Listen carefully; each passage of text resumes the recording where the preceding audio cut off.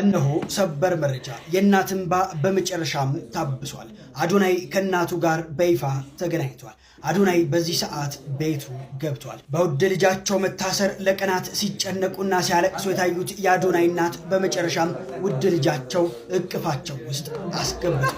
ለቀናት የናፈቁት ውድ ልጃቸው በታላቅ ፍቅርና በታላቅ ናፍቆት ልጃቸውን ጥምጥም ብለው በማቀፍ ሞቅ ያለ አቀባበል አድርገውለታል። በድጋሚ የአዶናይ እናት እንኳን ለዚህ ደስታ አበቃችሁ። የአዶናይ ወዳጆች እንኳን ደስ ያላችሁ። ወንድሜ አዶናይ ፈጣሪ እንኳን ለቤትህ አበቃ መልእክቴ ነው። አዎ ተፈቷልና አዶናይ የስ የተጨነቃችሁ ያለቀሳችሁ የማርያምን ስዕል ይዛችሁ ያዘናችሁ የጸለያችሁ እግዚአብሔር ይመስገን ወጥቶላችኋል።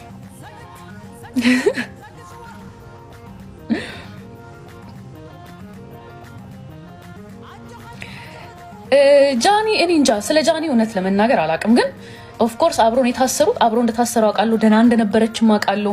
ተመሳሳይ እስር ቤት ውስጥ የወንድና የሴት የተለያየ ቦታ ነበር የታሰሩት። ሺዝ ፋይን። ግን ኦፍ ኮርስ እሱ ስለተፈታ እሷም ትፈታለች። ሁሉም ይፈታሉ። እነ ጆሲ ምናምንም ይፈታሉ። ኦፍ ኮርስ ዛሬ ተፈቷል መሰለኝ። አይ ቲንክ እነሱ ዛሬ እንደሚፈቱ አውቅ ነበረ።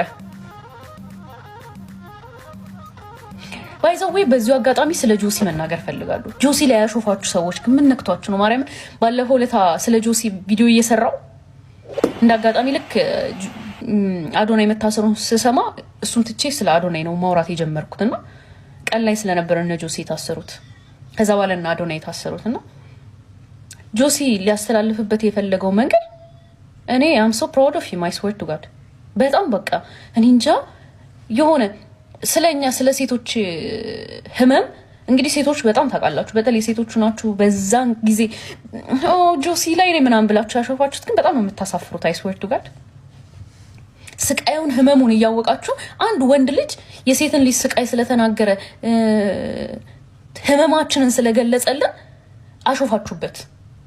ማንንም ሰው አድርጎ እንደውም የቲክቶክ ክሬቲቭ አዋርድ እሱንም በዛ ነገሩ ብቻ መሸለም ነበረበት። እውነት ለመናገር መሸለም ነበረበት ጆሲ ራሱ። አዎ ተፈቷልና አዶናይ የስ እና እግዚአብሔርን የምሬን ነው።